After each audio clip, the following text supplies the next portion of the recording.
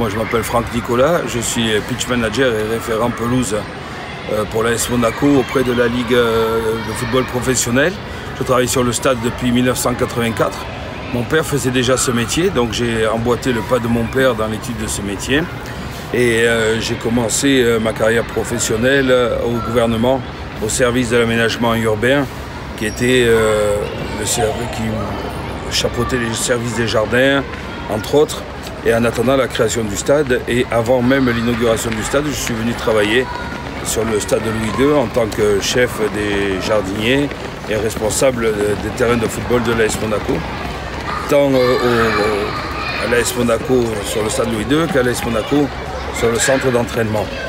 Parmi mes activités professionnelles, j'ai été précurseur parce que très tôt, il y a plus de 34 ans maintenant, je me suis intéressé au Bermuda, enfin à des variétés de Bermuda.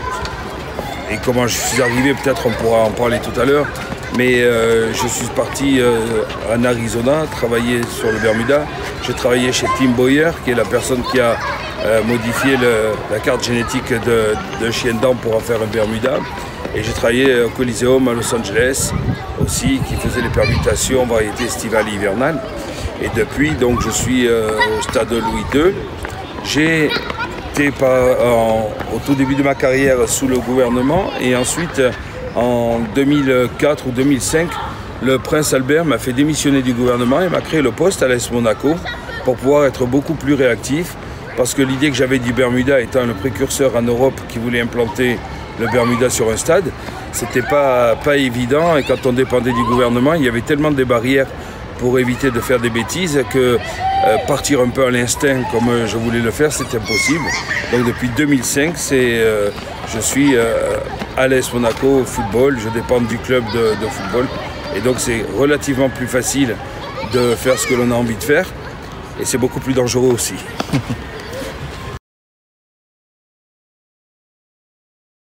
Entre ici et la Turbie, il y a à peu près une dizaine de personnes. Il y en a 3 qui sont... Alors il y en a 2 qui sont fixes, complètement fixes au stade Louis II. Il y en a 5 qui sont fixes à la Turbie. Et puis il y en a 2 qui sont mobiles, plus le chef qui va un peu le matin à la Turbie et un peu au Louis II en fonction des besoins du terrain. Donc ça fait une équipe de 10 personnes sur les 2 sites. Sachant qu'on travaille aussi sur les synthétiques pour les stades que l'on a autour, hein, c'est-à-dire que la Turbie, comme c'est Monaco qui a payé, donc, et pour l'AS Monaco, donc, on s'occupe aussi des synthétiques, ça et là, pour les balayer, redresser la fibre, les remplir et ainsi de suite. Le terrain d'entraînement, c'est du sable et un plaquage sur sable, sable amandé. Pour le moment, il n'y a pas de fibre nulle part. Alors la semaine type, d'abord il faut savoir une chose, moi peut-être c'est à l'ancienne, c'est vrai que je viens d'un autre siècle, voire d'un autre millénaire, mais j'allais dire qu'entre ce que l'on prévoit le vendredi et ce que l'on fait peut-être le lundi, c'est peut-être pas la même chose. C'est-à-dire je prévois des activités sur le stade, et en fonction de ce qui se passe le week-end ou des besoins de la plante, on essaye de se réajuster. C'est hyper difficile parce que d'aucuns vous diront il faut prévoir, c'est beaucoup plus facile. Et moi je ne suis pas partisan de faire des opérations parce qu'elles ont été programmées. Je suis plus partisan de faire des opérations parce qu'on a besoin de les faire, ce qui me permet là aussi une plus grande réactivité. Sinon une semaine type, si on n'a pas eu de match le week-end, ben on arrive, on fait les tontes régulièrement pour éviter d'avoir trop de déchets de tonte et éventuellement de descendre la plante de trop de hauteur qui la ferait jaunir. Et généralement on fait ça, on passe un aérateur pour tenir de l'oxygénation dans le sol.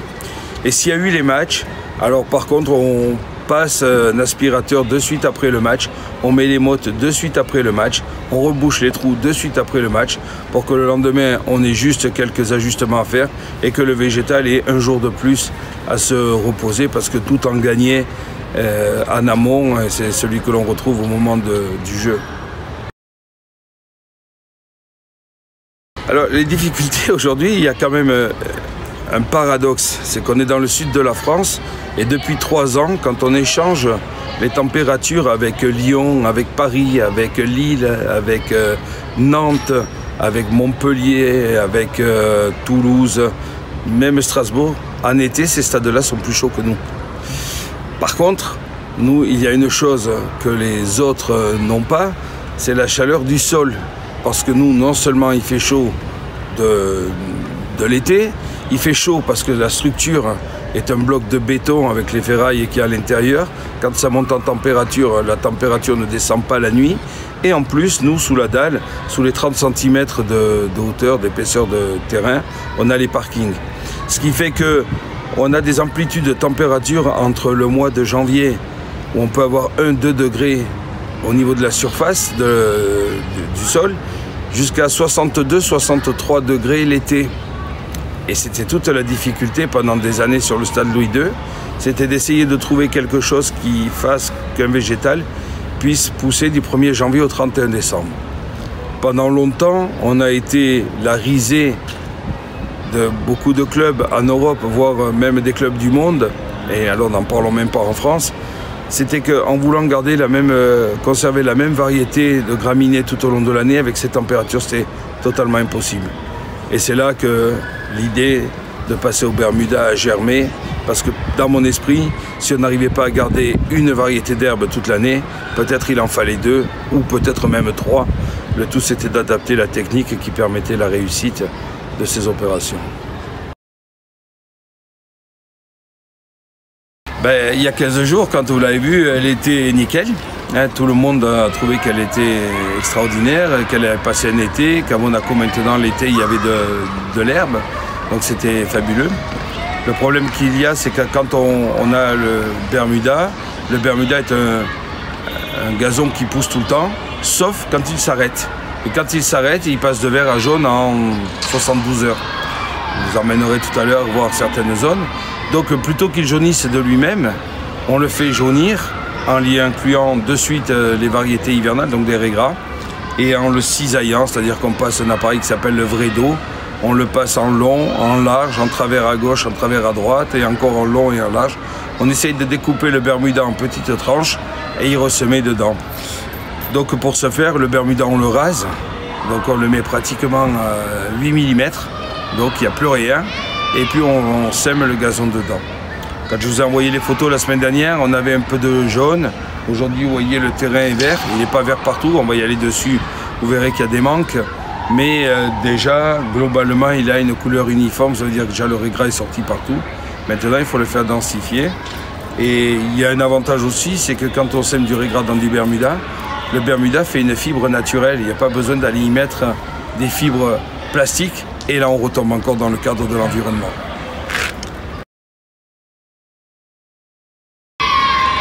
La remise en état, quand c'est après les matchs, l'avantage quand il y a le Bermuda, il n'y a pas un seul trou. C'est déjà ça. L'avantage, c'est que si le regarnissage, si la transition se passe bien, quand on a du raiegras dans le Bermuda, il n'y a pas de trou non plus. Il y a juste la difficulté, c'est d'arriver à densifier le raiegras quand on fait la transition été-hiver. Comme en ce moment, c'est juste ce qu'il faut vraiment faut être très vigilant et surveiller. En tout cas, surveiller de près.